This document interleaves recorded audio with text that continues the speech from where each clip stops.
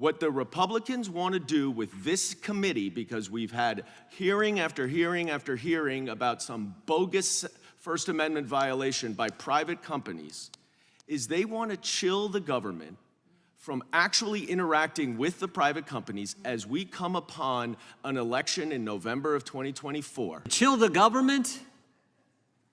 Oh my God, that's almost as crazy as what Justice Ketanji Brown Jackson said in the arguments in front of the Supreme Court when she said to the Solicitor General from Louisiana, "Counselor, your position has the First Amendment hamstringing the government."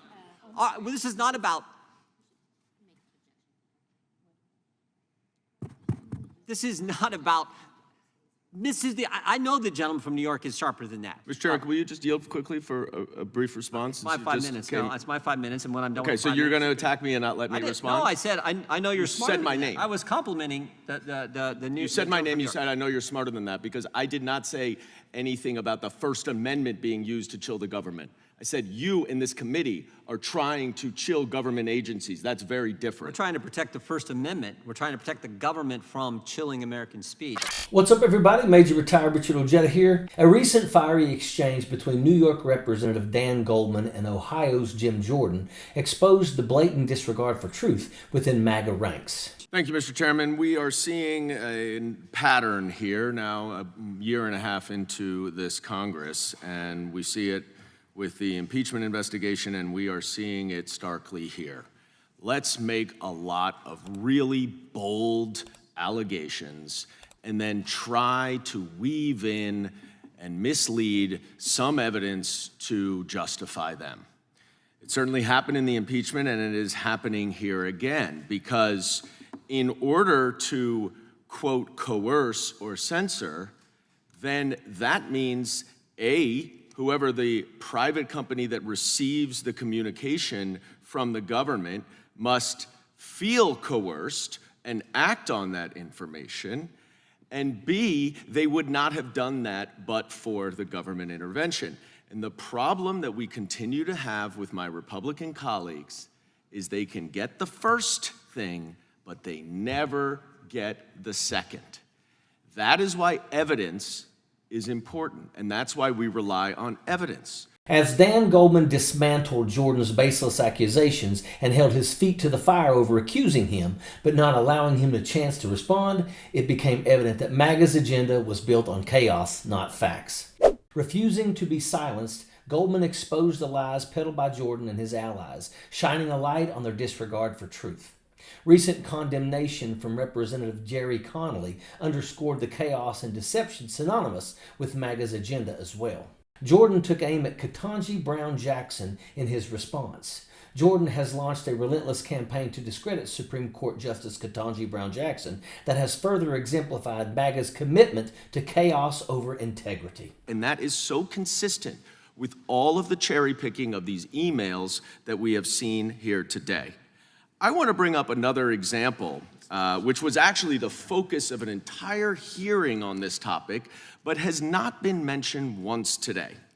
And that is the email from Clark Humphrey to Twitter related to Robert F. Kennedy Jr.'s tweet about blaming Hank Aaron's death on the COVID vaccine. And this was the center of the Republican case up until today, and now we're moving on. And I want to just stress why.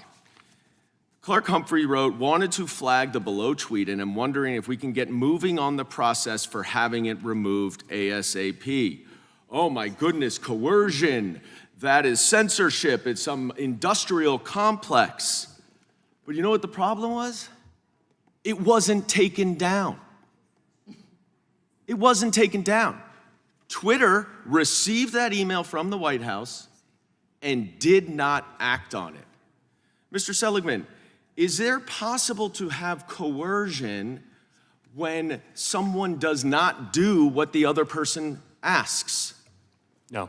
Despite being presented with clear evidence, Jordan persisted in his misguided attacks, revealing his allegiance to chaos over truth. Goldman's assessment that Jordan's claims of collusion were ludicrous echoed throughout the proceedings, highlighting MAGA's aversion to truth. Even when presented with facts, Jordan remained defiant, cementing his reputation as a purveyor of chaos and deceit. The exploitation of baseball Hall of Famer Hank Aaron's passing by anti-vaccine activists further showcased MAGA's dangerous disregard for the very truth they claim to defend. As officials swiftly debunked baseless claims linking Aaron's death to COVID-19 vaccine, it became clear that MAGA's agenda was rooted in disinformation. So what is this all about? It's not actually about proving a First Amendment violation.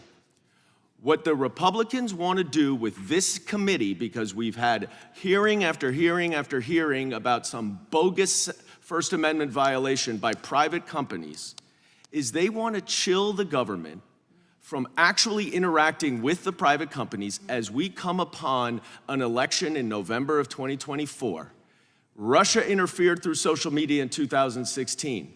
Russia tried to interfere in 2020, and you can bet Russia is trying to interfere in our election in 2024, and the only way that these social media companies can know that is by being provided with information from the United States government and their law enforcement investigations, and if that can't happen, then Donald Trump and these Republicans benefit because Russia will help them. That is why we hear, and that is why this is bogus. And I yield back. Let's not forget that Jordan's track record as a legislator speaks volumes about his character. Focused more on sabotaging deals than forging them, he's earned a reputation for obstructionism rather than productivity. Even former colleagues like Charlie Dent and John Boehner have expressed disdain for Jordan, highlighting his penchant for disinformation over facts. From echoing baseless claims to election fraud to refusing to comply with subpoenas, Jordan consistently puts loyalty to Trump above the rule of law. His failed bid for House Speaker failing short of a significant margin is a testament to his lack of support and credibility among his own party members. Allegations of turning a blind eye to abuse while coaching wrestlers also added to a tarnished legacy. In the end, Jordan's legacy is one of failure and incompetence. With no significant legislative accomplishments and a reputation marred by allegations of misconduct, it's no surprise that his own party has abandoned him. Jordan is not just a loser. He's a pathetic excuse for a legislator who prioritizes loyalty to Trump over the well-being of his constituents. His ability to amplify misinformation and sow discord has made him a key figure in the ongoing battle for truth and integrity in American politics. As the nation grapples with the consequences of MAGA's chaotic agenda, it's imperative to hold clowns like Jordan accountable for their actions. The future of democracy depends on it. In the face of Jordan's continued defiance and disregard for truth, it's up to the American people to demand better. We cannot afford to let chaos and deception dictate the course of our nation. It's time to stand up for truth, integrity, and the rule of law, and reject the dangerous game of misinformation perpetuated by Jim Jordan and MAGA. It's time to kick losers like Jim Jordan to the curb. This country would be better off for it, and that is an absolute fact. Sappers clear the way, airborne all the way.